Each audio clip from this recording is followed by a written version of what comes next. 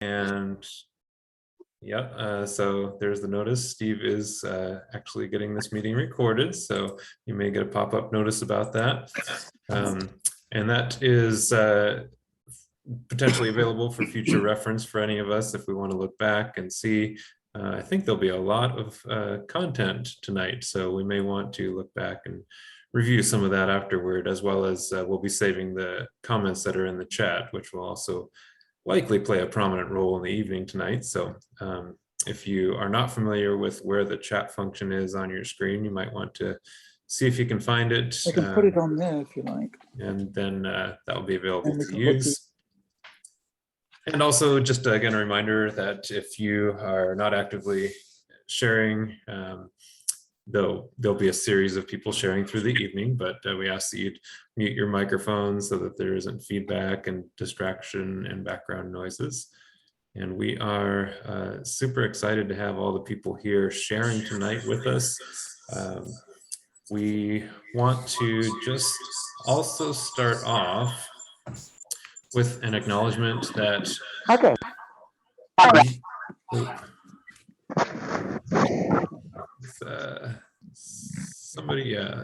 somebody who's co-hosting, maybe find an open mic there and mute that in the participants column. That'd be great. Yeah, I've been doing it. Thank you.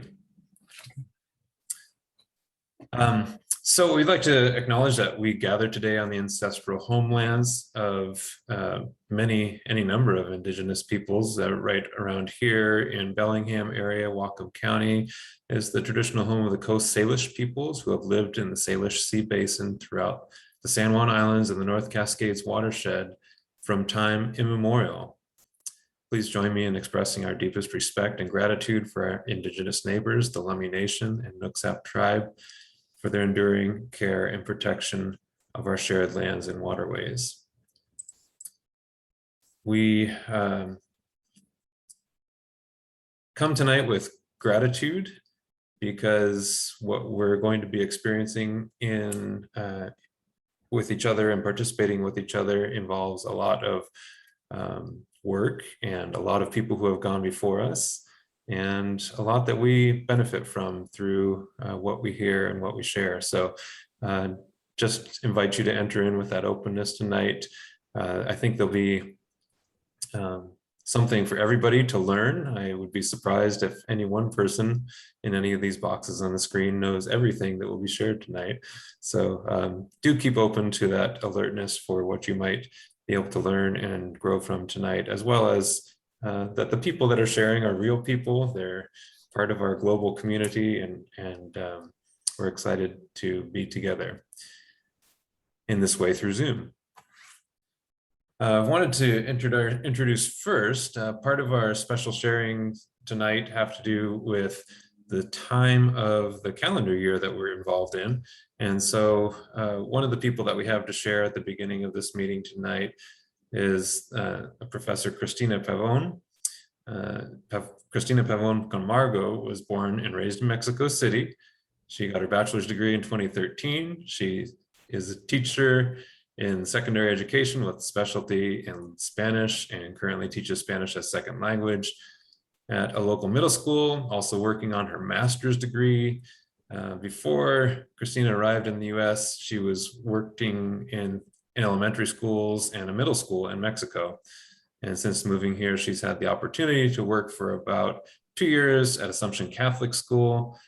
And I think I will just leave it at that. And Cristina, I would appreciate you sharing tonight on the topic that you're willing to open us with. Yes, thank you so much for the introduction. Should I start with the presentation? Yes, please. Okay, hi everyone. My name is Cristina. I'm going to be sharing a presentation about the Day of the Dead.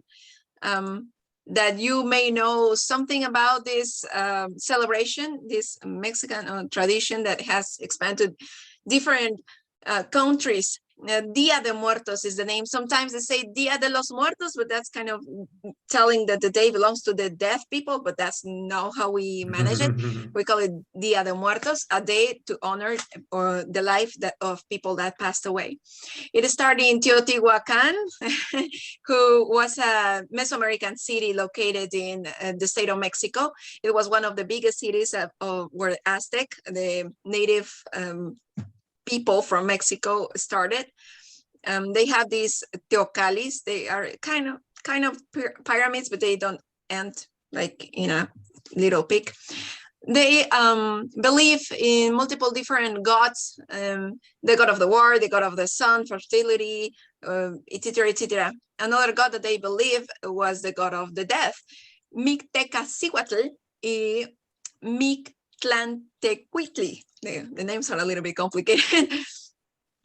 They were the gods of the dead, and every time when someone died, they asked this god to keep their souls and guide them and keep them safe or protect the souls. This tradition has the origins. Let me see, how can I, sorry, this way. This tradition has the origin in Mexico. They used to put a lot of fruit. It used to be on the ground. Now, the Aztec people, they didn't believe on heaven or hell. They didn't judge the way the people were living their lives. Depending on how you died is the heaven or paradise that you would go. So, for example, if you died drowning in the water, you would go with the god of the water. And if you died in a war, you would go with a god of war, Huitzilopochtli. And Mictlan was for the people that died from natural causes. As you can see, it used to be on the floor, normally represented with a big circle, and the circle was supposed to be the sun or represent the sun. With these flowers, it's called cempasúchitl. Every petal, they thought that it was a soul, so they put a lot of souls to tell the one that we were honoring, this is the place where you are going to start reaching the afterlife.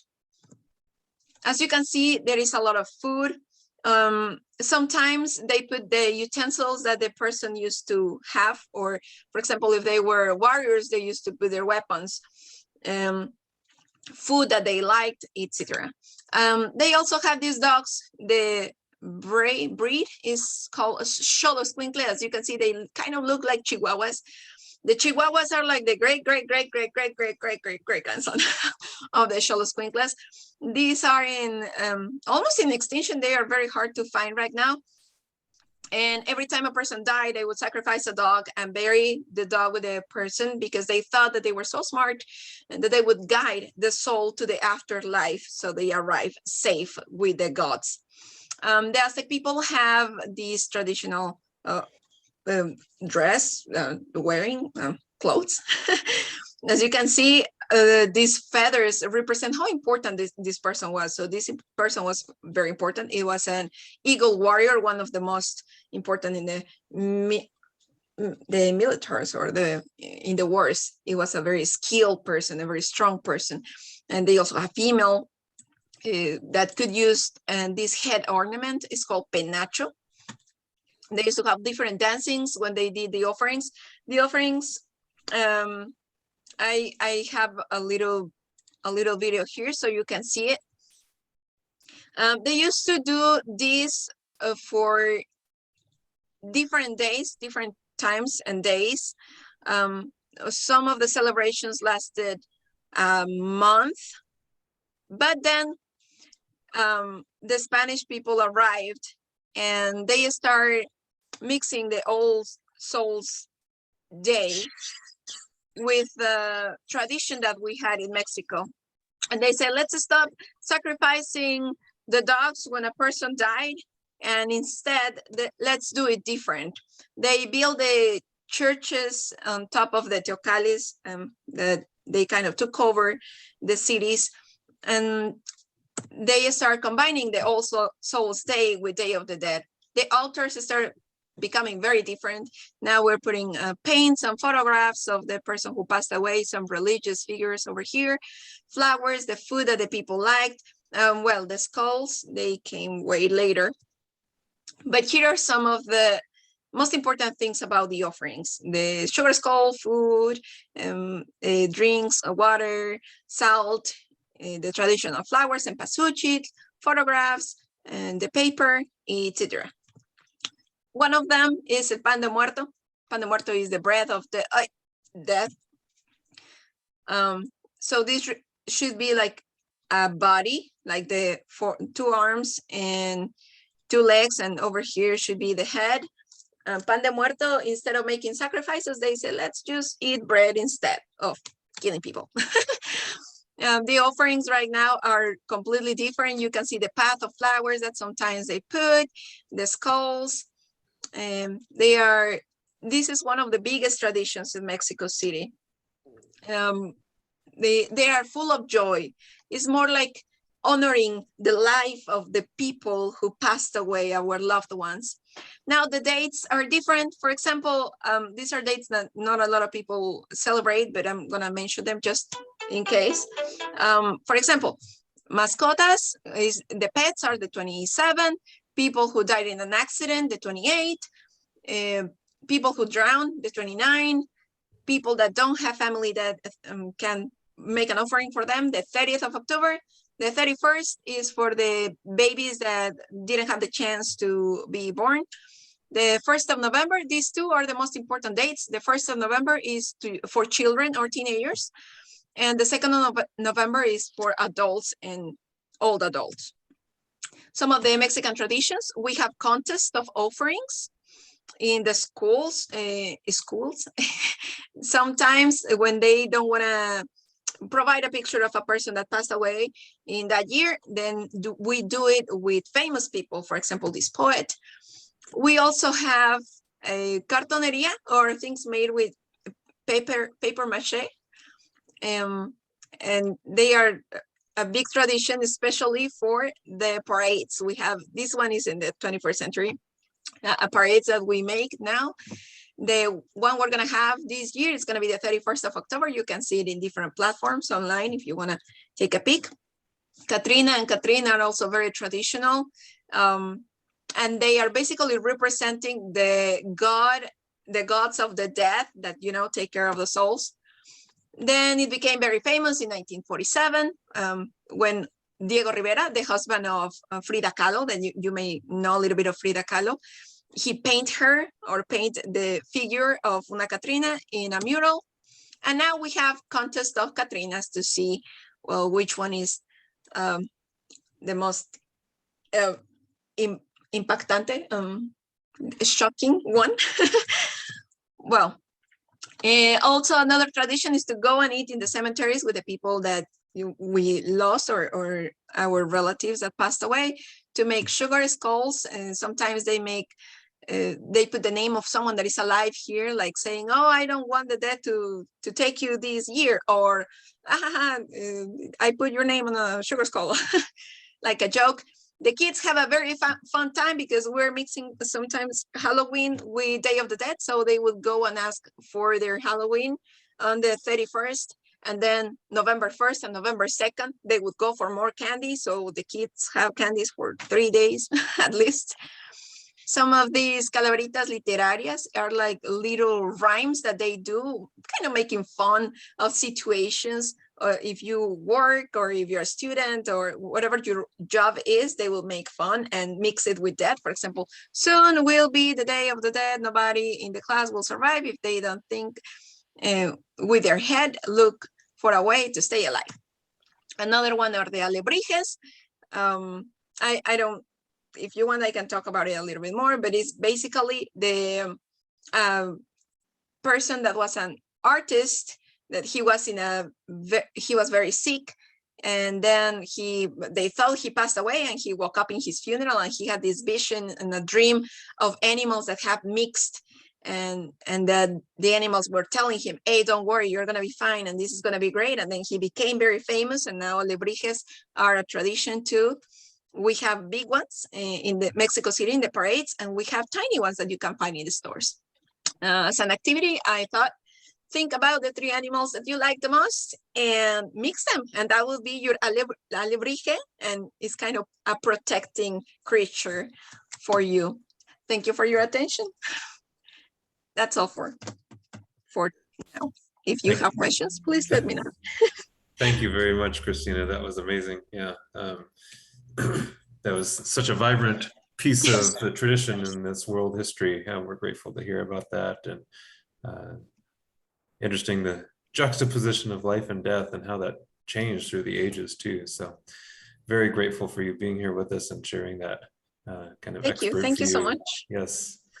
I think the only 3 points that I would like you to keep is the offerings is to remember the people we love, to honor the life that they have, and it helps a lot with the grieving. We grieve when people still need to talk to them or feel this connection little by little.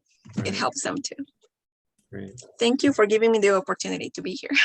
Yes, thank you so much. So we are going to shift from that. As the multi-faith group, a lot of us have been aware for a while that there is this intergovernmental panel on climate change that has released a huge, I don't think huge is overstating it, report about the climate and some of the effects that it's having. And so we are going to, we have the privilege of having our friend to many of us, David Roberts, here tonight, who has some idea and a grasp of what's going on with that, and specifically focusing on what is it that's in there that can help stir us to action. So we want to be informed, we want to be motivated, and so David is going to be able to help bring us through that. So David, as many of you know, is principal and co-owner of Peak Sustainability Group, which is a consulting firm in Bellingham. He and his team provide expertise and strategic guidance to businesses, communities, and nonprofits who seek a more sustainable and resilient future. David holds a Master's of Science degree in Environmental Science and Engineering and a Bachelor of Science degree in Geology. He has facilitated community negotiations and strategic discussions for over 35 years for the state of Washington and as a private consultant. He specializes in projects involving ecosystem management, climate change, and sustainability. So what we're talking about and focusing on tonight for the heart of our meeting is right up his alley. David will provide an overview and analysis of this big report we're talking about, as well as maybe a little background to it, and then discuss ways that we can maybe focus our attention and efforts responding to that report. So David, I will turn it over to you, and I think you're going to also have some visuals to share along the way. Yes, thank you very much, Brian. I appreciate that. And I certainly appreciate being able to visit with you again tonight. This has been a series of talks over the years of being able to come and visit with you all. And but before I begin, I need to say that I'm grateful to be able to talk about climate change. In each of the talks I have in the past been able to bring a message of hope and opportunity. And that really kept me going in this process. However, I must say that this presentation was very hard for me to prepare.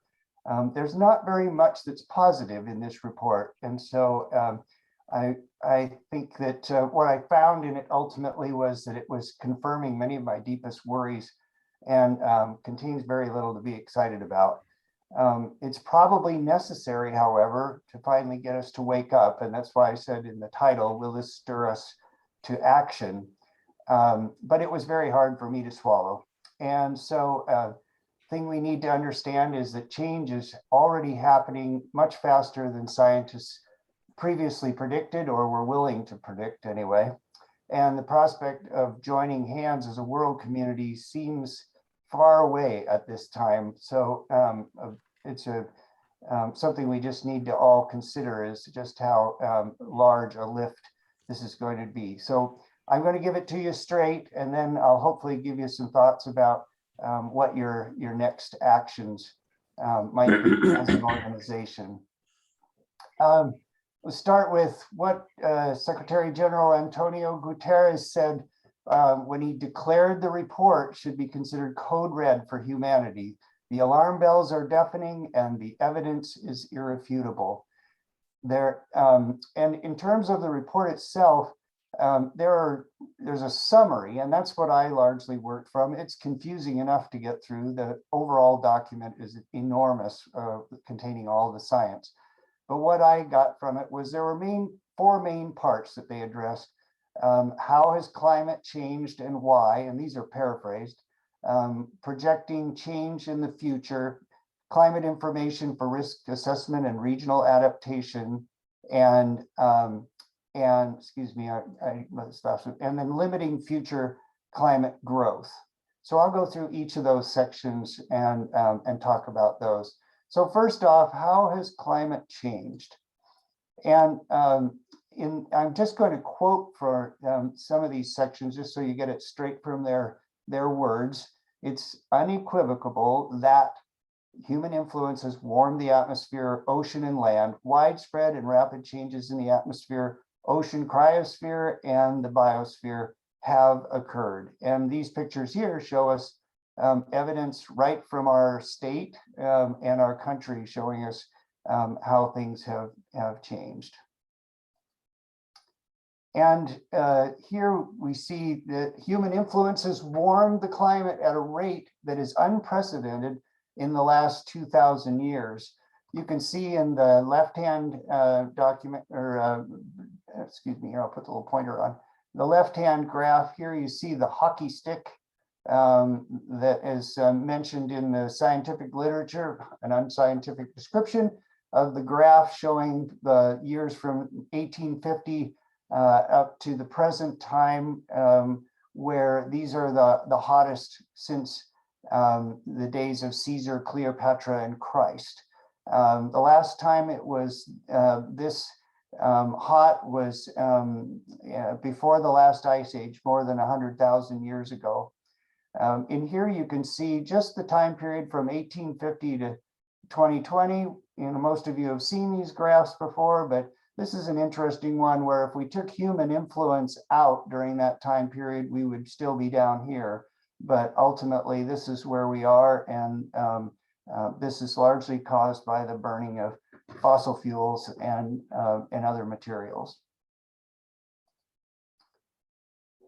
And of course, then there's the scale of the issue, and that has changed all across our climate system in unprecedented ways over many centuries to thousands of years. The things that have really given are the indicators of this change are the atmospheric CO2 changes, global surface temperatures, annual average Arctic sea ice area, glacier retreat, global mean sea level rise, and the open surface ocean pH. These are all indicators of large scale change that are unprecedented in any human context. And the evidence of observed changes in extremes such as heat waves, heavy precipitation droughts, and tropical cyclones in particular, their attribution, this word here, attribution to human influence has strengthened since the last assessment. As a matter of fact, there's a whole new science called climate attribution, which is a scientific process for establishing the principal causes or physical explanation for observed climate conditions and phenomena. Does anyone know where that picture is taken? I've seen it in my previous slideshows. That's Boulevard Park at a king tide. And human influence has likely increased the chance of compound impacts, such as heat and drought together. And here you see, of course, the heat dome that we had over our last summer here. This is an interesting little diagram, and throughout the report, they've used a lot of very interesting graphics to explain the story. But if you look at these three images, you can kind of see the pattern of North, Central, and South America. Here's Africa, Europe, and Asia, Australia, and New Zealand, like that. So the solid colors are either an increase or decrease in the parameter. The gray colors are where there's insufficient data, and the hash marks are a low agreement. This graph right up here shows all the areas that are already impacted by excessive or increased heat. across the world.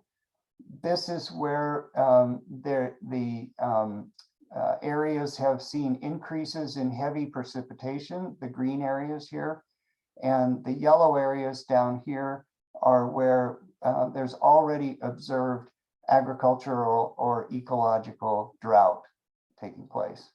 So as you can see, by the time you put it all together, every place in the world has experienced one or more of the those three parameters right there. So now looking towards the future, there's been a huge evolution in science since the last report was issued, in spite of all the foot dragging and downright destructive behavior that's gone into trying to slow the science down. And in particular, there was recognition that the models that have been used for calculating all the projections are much better than they were before, both in terms of resolution, accuracy, and sensitivity. They've also been able to assess the future changes for surface temperature, ocean warming, and sea level in ways that they weren't able to before. And in doing their, carrying out their analysis, they completely changed the process of how they express the scenarios of what's likely to happen in the future. And this diagram here shows how they did this. These are 5 different scenarios that they processed for a range of potential temperature conditions. So this would be from 1 degree to 1.9 degrees. This one is from 1 degree to 2.6, 2 to 2.4 to 4.5, 3 degree increase to 7, and 5 degree to 8. So they kind of lump these potential scenarios together.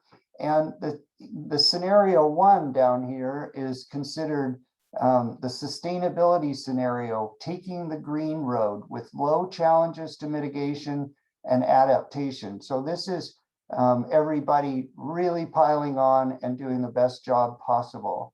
The second one is called the middle of the road with medium challenges to mitigation and adaptation, and mitigation being reducing emissions and adaptation being how we adapt to the changes that are likely to happen. This one is called regional rivalry, the rocky road, high challenges to mitigation and adaptation. And this one right here is inequality, a divided road where there are low challenges to the mitigation, but high challenges to adaptation.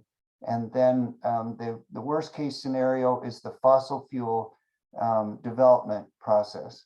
So this is for CO2, the similar ones around non-CO2 greenhouse gases such as methane, nitrous oxides, and then air pollutants like sulfur dioxide, for instance. So they've used these combined with changes in anticipated changes in gross domestic product, as well as population changes to make these projections. So we have carbon dioxide on this side and time on this side. So then they've lumped these in and looked at each one of those over to show what their contribution to ultimate warming looks like. And so what you end up with is CO2, carbon dioxide, and non-carbon dioxide greenhouse gases tend to drive temperature up, where interestingly, the aerosols that we have put up into the atmosphere actually help us cool us down. So the net effect is if you add that and that and that together, you get the temperature level right there. So you can see that in this scenario here, that the best case we can get to is maybe 1.5 and potentially 2. So recognizing these are the most, the best case scenario that we can come out with. But as you move over this way, you can see the role that CO2 plays in that, as well as the non-CO2 ones here. Under all scenarios, though, we will continue to rise at least through the mid-century, and that 1.5 to 2 degree targets will be exceeded without deep reductions in CO2. In other words, these two scenarios right here. So with every increment of global warming, changes get larger in regional mean temperature, precipitation, and soil moisture. And as far as mean surface temperatures, which are these maps right here, if you look across here at the simulations for 1.5, 2 degrees, and 4 degrees right here, there is no place on Earth that cools in this scenario. Right now, there's a little cool spot on the North Atlantic, but otherwise, all places will cool and will be warming. And the big deal is that the Arctic, as you can see here, is significantly warmer than the warming that is likely to happen anywhere else in the world. Right now, the Arctic is warming at about 2 times the rate that the rest of the world is warming. If we look at mean precipitation changes, we'll see that though, as there's continued warming, the global water cycle, including its variability, global monsoon precipitation, and the severity of wet and dry seasons are all modified. And this is going to result in drying in, if you look at the extreme, drying in northern South America and Central America and the Mediterranean, while increasing precipitation, interestingly, across the desert parts of northern Africa and all the way across into India and parts of China. So ultimately, there's a major shift in precipitation patterns across the world. And similarly, there's a, when we look at the soil moisture, we see extreme drying throughout the northern part of South America, Central America, and throughout the center part of the United States, as well as across all around the Mediterranean and in South Africa and Australia, and probably as equally important as drying in China. So those are the big trends predicted if we get to a point of only 4 degrees. And of course, some scenarios take us out as far as 8 degrees. I think this is one of the more interesting graphs. There's a lot to be told in this one. And I know you're not supposed to do lots of graphs, but they do, in this case, tell us an important story. The portion, if you look here, the portion of CO2, which currently makes it into the atmosphere right now and is not absorbed by the ocean or the land, is a little less than 1/3 at this particular time. But as we increase the amount of CO2 into the atmosphere, the ability of the ocean and the land to absorb that over time decreases relative to the overall amount that's produced. So ultimately, while there's some additional capacity for the ocean and the land, it can't keep up with what's going into the atmosphere. And the critical thing about that, of course, is that the higher the concentrations there are in the atmosphere, the more rapidly we warm the planet. And then the other aspect is the more we put into our oceans, the more that acidifies our oceans as well. So there's a kind of a double whammy unless we can get this atmospheric CO2 contribution from humans under control. And so these are just mean sea level estimates based on these SSPs that I mentioned before. And I didn't give you the name for it. I'll apologize and look it up afterwards. But so they are projecting these. However, sorry, we have to do this. They consider it a low likelihood of ice sheet instability taking place, and yet one of the complaints about this report is that they did not take into account the ice sheet contributions from Greenland and Antarctica, which are already shown to be raising the sea level around the world. So just in terms of a summary of the projections, as the planet warms, there's going to be more higher frequency and intensity of hot extremes like we saw this summer, marine heat waves over the ocean areas, which is heating the ocean, heavy precipitation, agricultural and ecological droughts, more tropical cyclones, and ultimately greater reductions in Arctic sea ice, snow cover, and permafrost. So with these warming extremes, it's virtually certain, this is from the report, the land surface will warm more than the ocean, and that the Arctic will warm twice as fast as the global average. And many changes due to the past and future greenhouse gas emissions are irreversible for centuries to millennia, especially changes in the ocean, ice sheets, and global sea level. So you can see why I was pretty bummed with this. So here's some information for risk assessment. This is the next graph I'm going to show you is fairly complicated, but it gives you a sense of what's happening within the systems around the world. This is an expression of how many areas will get around the world will get hotter or colder. This is more or less. And so for wet and cold, heat and cold, wet and dry, wind, snow and ice, other things that are going on, and then coastal areas and open ocean areas. And so what you can see from this graph is that, and the positive side here, this is more, this is less, and the overall height of this shaded area right here is the number of regions around the world that will either get less or more of whatever this attribute is. So the key takeaway from this graph without a lot of analysis is that increases in heat, including extreme heat, heavy precipitation, and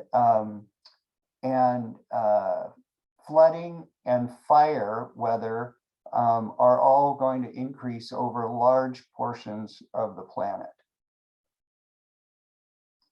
On the other hand, we'll also see reductions because the further down is less here. So reductions in cold spells, frost, ice sheets, snowpack, and permafrost. So those are these areas. So you can see it covers virtually the whole planet for some of these attributes. And then most coastal areas are going to see, they're going to be heavily impacted by sea level rise, coastal flooding, erosion, marine heat waves, and changes in ocean acidity. And finally, at this end of things, we'll also see a reduction in dissolved oxygen as well. So it's a lot of the world is going to see impacts from these changes, and many of them will be multiple. So how do we plan for these? First of all, we have to acknowledge that many of these changes are already baked in, and there's really no turning back. There's nothing we can do to stop those things.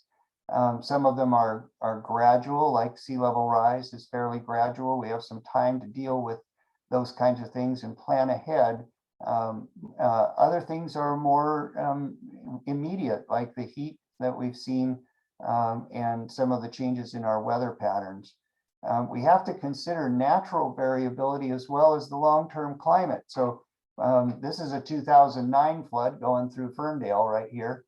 And so we have to take into account the fact that there is a natural cycle of ups and downs, and sometimes we're going to be headed up and then we're going to get a high that's going to go on top of that. So we need to plan for those. And we need to understand that there are going to be concurrent and multiple changes all happening at once, especially at or above a 2-degree increase. And we're right at about 1 degree right now, something like that. And then as I mentioned, the potential impact of changes associated with the ice sheets in Greenland and Antarctica were not fully factored into this report. And for many scientists, this is a real, a big failing in the report to fully accommodate or address these types of things. All right, so now what are the next steps for limiting? Basically, every ton of CO2 adds to global warming. So every time we get in our car, we should be thinking, well, is this trip really necessary or not? But at a global scale, we are clearly contributing more. These are different scenarios that they have plotted here. This is actual historic warming here. But ultimately, everything we put in the atmosphere is going to be around for 100 years or more. And so it's a near linear relationship between the amount of CO2 we put in each year and the projections for the future and the increase in global surface temperatures. Interestingly, you know, there were some reports out there that when we had the quarantining during COVID, that at the height of the COVID, it resulted in some cleaning of the air. You know, the air was spotless for weeks for a while. Well, interestingly enough, by not having those particles in the air, it actually increased the warming during those time periods. And this is sort of one of the challenges that we face, is that as we clean up the air, we also then result in greater heating. That was not really detected on a global scale. It was more of a local phenomenon. And so we need to go a lot further into reductions in worldwide CO2 for that to make a difference. But one place we really could make a difference right now is on controlling methane. You may have recalled that President Obama put in place some regulations to require all methane producers and oil drilling companies to control their methane emissions, which was later withdrawn by the previous president here. And it turns out that, you know, methane is one of the most dangerous emissions to be controlled. And I recently heard a conversation with Sarah Smith from the Clean Air Task Force, and she said that if we really got on this with a strong, rapid, and sustained reduction in methane, it would limit the warming effect of methane significantly. And so if we could reduce it by 45% in the next 10 years, it would actually reduce air temperatures across the globe by 0.3 degrees, which would give us years of opportunity to work on other kinds of issues. And the cool thing is we've got all that we need to do that right now. And there are new satellites that have just been launched that have a thing called the carbon mapper on it, and they'll actually be able to map areas of intense methane around the world to target efforts to bring it under control. So ultimately, the IPCC recommends obviously limiting the cumulative CO2 emissions, reaching at least net zero, if not a negative emission status, if we can get there. And also reducing other greenhouse gases, but particularly focusing on how we can control methane. And if we're aggressive, they say that there can be reductions in greenhouse gases and air pollutants, that ultimately we might see temperature changes somewhere around 20 years, things might turn around, and that however, other impact drivers, other factors out there that are impacting us from climate change are likely to take much longer to rectify themselves. So I'm not going to candy coat this message. Obviously, we are in some deep doo-doo. There are some really ugly changes, and some of them are not really even fully projected yet, like displacement of people and migration, disease, social change, food supply. We most certainly need to look at equity, social justice, and if our current economic system is going to continue or it's going to destroy us. So all of these really need to be considered right now. And quite frankly, there's not really that much that's measurable that individuals can do directly to affect climate. However, governments and businesses can. And so first and foremost, we need leaders who understand the problem and are prepared to do something about it. So every vote is a climate vote. And I would say anytime you talk to people about voting, you should say every vote is a climate vote. And we need to make sure we and our kids don't give up hope and stay engaged to help prepare for that future. And given that, I wanted to share something that I read recently. And it's interesting. Every once in a while, there are those articles that really shape my thinking. And if you look back, we have been basically sold a bill of goods. The carbon footprint concept was actually given to us by BP. And it was a way for us all to take responsibility for something that they didn't want to take responsibility for, in the same way that the plastics industry gave us recycling. And the fact of the matter is, we're each only able to do just a little bit, and it's really barely measurable in any way around the world. It's the bigger governmental decisions and the corporate decisions that really make the biggest difference. But the one thing we can do is think about things in terms of what this author called your carbon shadow. It's much bigger than our footprint, and it includes things like, are we speaking up and sharing with others, like Catherine Hayhoe says that we should be doing? Do we think consciously about the location and the size of our home, the banking and investing we do, the number of kids we have? Are we helping others to move forward? Do we think about it in our purchasing, or the type of car, or how we travel, and of course, how we vote? And I'm sure there are other ones out there as well. So it's really the sum total of all our impacts beyond just what we purchase, or in terms of what was conceived as our carbon footprint. So every decision leaves a legacy. We need to consciously consider how our daily decisions make a difference, positively or negatively, on future generations. So this concept right here is part of what your homework assignment is going to be here in the breakout sessions in just a few moments. So in terms of your particular faith group, or if you're not part of a faith group, in your friend group or your neighborhood or community organization, I believe things that we can do is teach these shadow principles so that we start to think more broadly about our overall impact. And ultimately, as a society, we need to build systems for resilience within our families, within our organizations, within our communities, and as an overall society. With that, I think I will finish up this less than hopeful, I'm sorry, presentation, but I gave it to you the way I was asked, and I'll try and take a few questions if that's appropriate for everybody.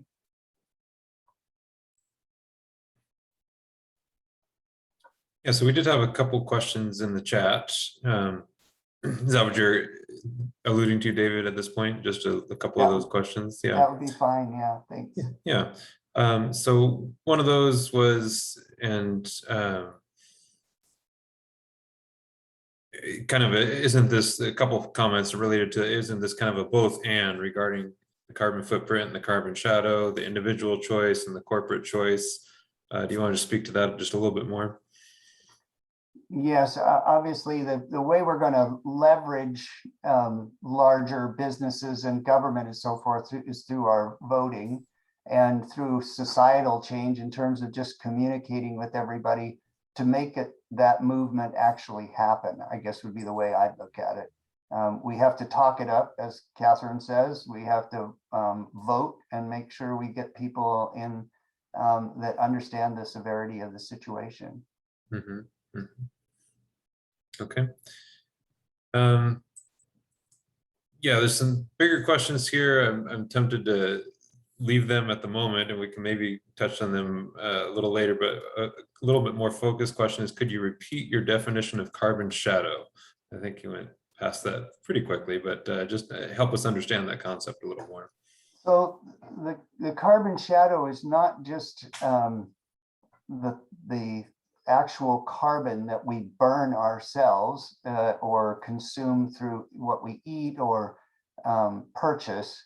It's more about the way we go through our life and project ourselves as either part of nature or part of this overall climate problem itself. So in some ways, the shadow is also looking back at what we've done in the past. And as you see, many companies now are starting to look at that and say, wow, what did we do to contribute to this climate situation in the long term? And so I like the concept a lot because it makes us really think about how we fit into the world, how we're ultimately supporting others and moving forward, how we're trying to move our community towards a more resilient and future for our children and grandchildren.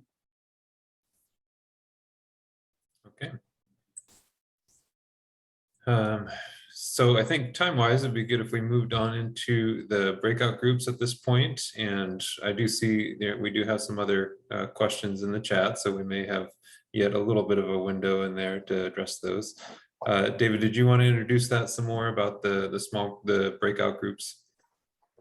Yes, do you have the final questions written down? Because I didn't actually have that handy here. I think it'd be better if you introduce those from whatever the final script was in the emails back and forth. Yeah. Maybe Kathleen, do you So have that? Brian, I'll pop in here for just Go a ahead. second. Yeah. And so we will be putting everyone into 3 groups. So we're making 3 large groups. You will be randomly assigned. And there is a person, we have 3 people who will facilitate the meetings, those smaller meetings, and they have your question. And so you will be presented with the question. There are 3 different questions. Your group will be presented with the question in its group, and then and you'll chat about it. And then after we come back from groups, small groups, you'll be asked to put your own comments into the chat, so that we will, instead of having, necessarily our facilitators try to do some sort of a summary, we're going to ask you to respond to what your question was in the chat. And all of those chat comments, I will collate them and make them available after our meeting in notes. And so, excuse me, I will be taking your names off of them, so that you will have provided a comment, a goal, an objective, a pledge or commitment or a thought on what you've shared. All of those will be collated. They will do that in an anonymous way so that you can be honest. And I promise I won't turn it into anybody. So you'll have it. And so so now actually Steve is going to create and move us into breakouts. And I think we'll have about 15 minutes in the breakout, and then we will return after that. So we'll move to that now. Good luck, everybody. Okay. Creative ideas.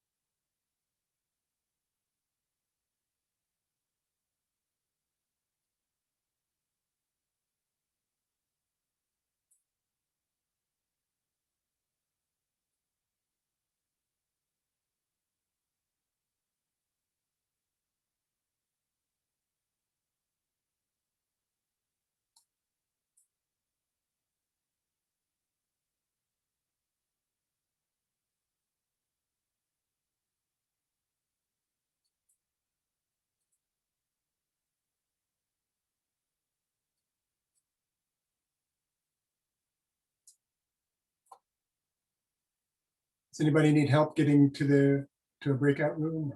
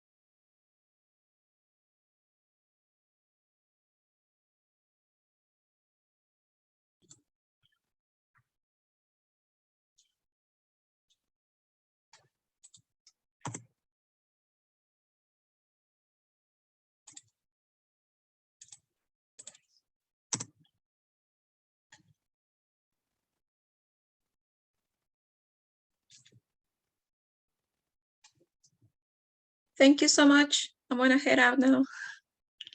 Have a good evening.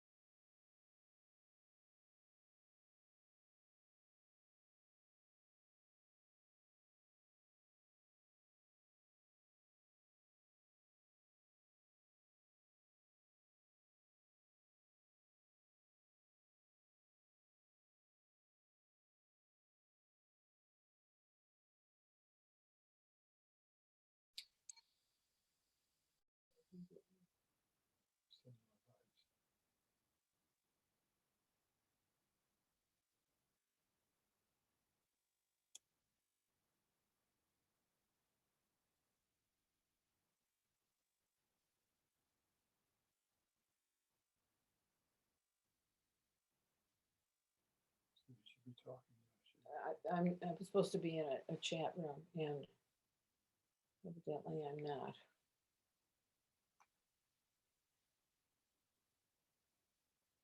There were about, I don't know, 15 people in the chat room. Shoot.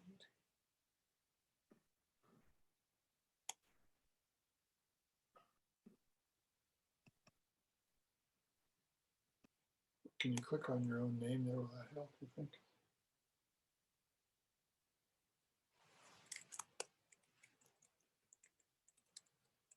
No, that won't help.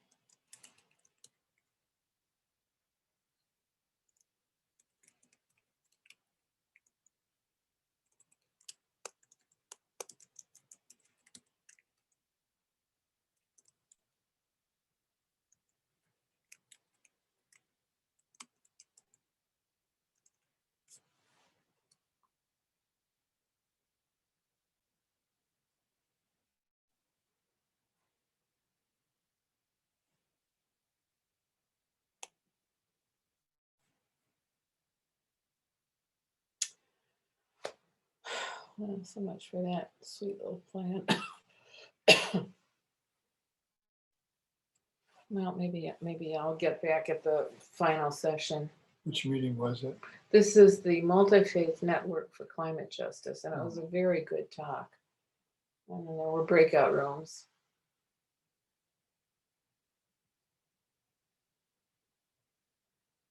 But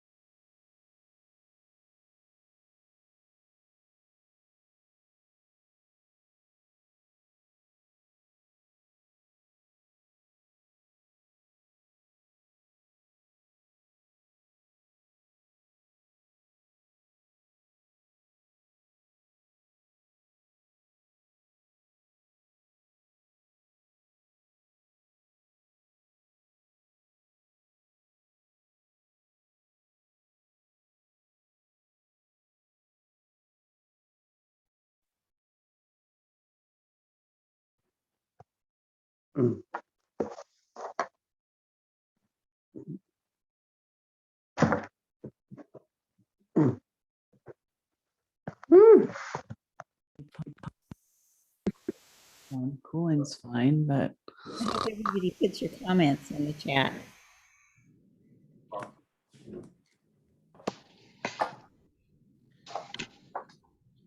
doing green resource. Oh, she's very good. Mm-hmm.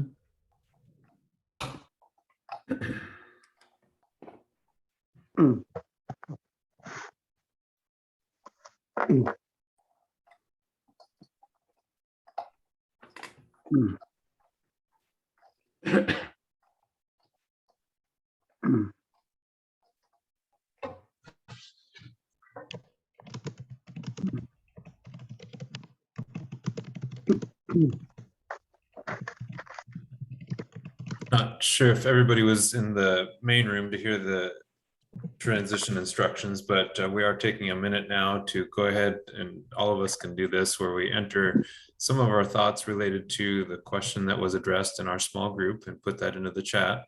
And that way, well, at least we may obviously not be able to cover all of these thoughts together. And we kind of knew that going in, there's going to be more content and sharing tonight than we'd be able to address, but we did want to at least give everybody an opportunity to share a response, possibly a commitment type response of what their part would be in relation to what David has shared about with the report. So it'll be quiet here for a minute or two while we get those typed into the chat.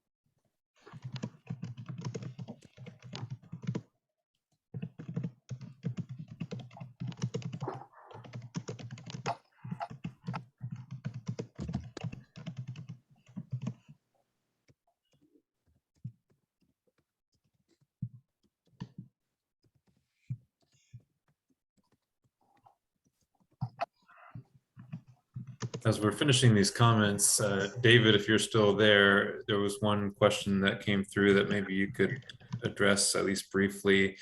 The relation between this report and COP26, the UN environmental meeting that's coming up, global planning meeting.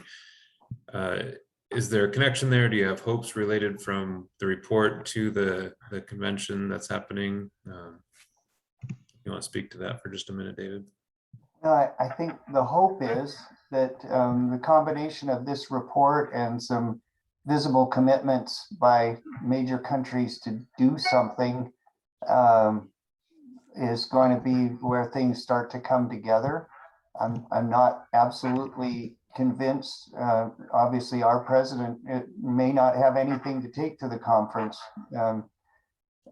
which was a very big hope of his and many of us as well. But the idea is that report came out in plenty of time for everybody to consider the consequences of this decision. And I think that I have a feeling there's going to be a lot of disappointment if this conference doesn't result in something meaningful.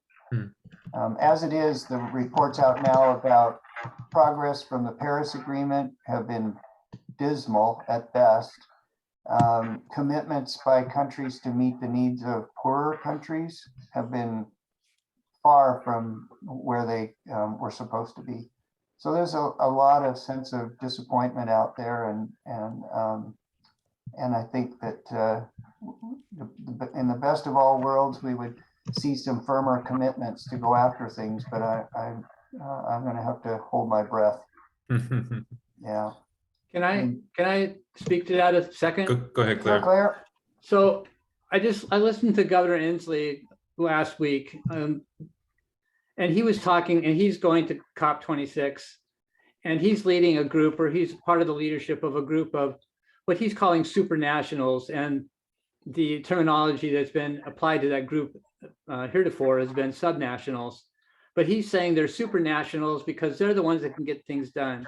There are a bunch of governors and of states and districts all over the globe that are working together. And he thinks, and I agree, that the action is being done on the state and local level. The national governments are dragging their feet, and the US is a prime example of that, playing politics with an issue that is as dire as this is just, they all need to be voted out of office, I think. So, but I was really pleased. I mean, the governor sets up a beacon of hope, I think, that we're gonna do this, and it's not gonna be done at the national level. And remember the phrase, because I think he's gonna demand that it be used, and that's supranational, not subnational. It's the cities are at the front line of all the major impacts. You think about how much of the world's economy lies at the mouth of a river on a shoreline somewhere in the world, and start to think about what that, just the sea level rise impact alone might do to the world's economy. Cities are all over it, and cities like Copenhagen have been leading for years because they haven't got much wiggle room. And at the same time, Claire, we've got to get government on big industry, and we've got to figure out a way to ease the petroleum industry out of business at some point. There's a process called quantitative easing that was done with the car companies when the government bought interest in those companies and then basically brought them back into proper operating shape. And that same process could be done with all the oil and coal and natural gas companies in the country to allow those industries to gradually move out and be replaced by something else without tearing the economy apart. Okay, well, thank you, Claire, for that perspective, and David for your response as well. And we are grateful to have David, you here with us tonight and sharing. I know that was a lot of labor and intensive, probably psychological difficulty going through all that report and summary of report. So we appreciate you kind of paving that way for us. And I think we all have a better idea of some of the overview, high level content, as well as a few of those maybe memorable charts and graphs that we saw that will help us to understand. And you've given us some good handles and hooks to hold on to. In the interest of time, I do want to move us forward. We typically at the multi-faith events, we do want to try to, as well as have informative presentations, also give space to people in our community to share some of what is going on as far as culturally and belief-wise. We recognize that we have a diversity of people here. Tonight, we do have a privilege of having with us Michael Schuler, who some of us had in a small group, of course, with us tonight, but he's prepared to share a little bit about again, related to the calendar and the time of year, Samhain and pagan celebration. And I'll just briefly introduce Michael and then let him share about that, what he's going to share. Michael is a Wiccan with degrees in Georgian tradition and Negrud tradition. He's a community priest for Whatcom Pagans and is facilitating the public Sabbat of Samhain this year for the community. Michael is a longtime resident of Northwest and has lived in Bellingham for about 10 years. So Michael, please share with us in kind of our closing minutes here. All right, well, thank you very much. You're too kind. Merry meet, everyone. I want to tell you I have children in the house, so expect some weird sounds from the background here. I'll just talk kind of briefly about what Samhain is and why it's important this type of year, kind of what we're doing as pagans. When we talk about the earth a lot, we talk about our role as stewards and caretakers for the planet. But as important as that is, as pagans, what our goal really is to see the earth as more than just like a home that we live in, but actually see it as a spiritual teacher. So to really understand what that means, to see this as a spiritual teacher that we're on, is we use a phrase, as above and so below. So we believe that within nature, what happens on the microscopic scale kind of projects upwards and outwards, and that these patterns that exist in nature and in the world also happen in our own lives. They impact us in ways that are deep and moving, and that we are a metaphor for the earth ourselves, and its cycle of growing and being alive, full of life, and then growing old and tired, and then letting go eventually, and seeing that cycle repeat. So it's our goal to kind of live more in harmony with the natural world itself. We work very hard to try and cultivate that relationship. So this time of year especially teaches a very important lesson. This time is kind of focused on the coming of that darkness that we're all going to go and feel very much here in the Northwest. So, and you can just see the changes around the world right now. You know, the plants are shedding their leaves, vegetables are ripe, and they're ready to harvest. And if you go out into the forests, which I love to do this time of year, it smells damp, and you can smell the decay and the death that kind of accumulating underneath. And when you say it like that, you know, especially with the tradition of culling animals, kind of making it through the winter and getting rid of the weak, and I mean, it sounds kind of dark and depressing. It sounds very dreary, and the truth of the matter is that it's quite the opposite. Like, we instead have these beautiful trees. We have a lot of bright life just blooming in the earth. In that last final hurrah, you know, before it all just lets go and sinks to the ground. And I think there's just something deeply magical. I mean, if you take a walk outside and feel the energy in the air, there's in that death, there's so much life, and so much life waiting to be reborn.